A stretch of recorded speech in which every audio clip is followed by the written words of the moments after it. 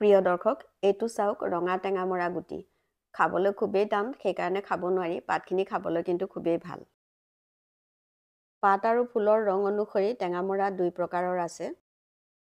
খাবলৈ সোৱাদ একেই, টেঙা আৰু আইৰণ, কেলছিয়াম, ভিটামিন চি আছে।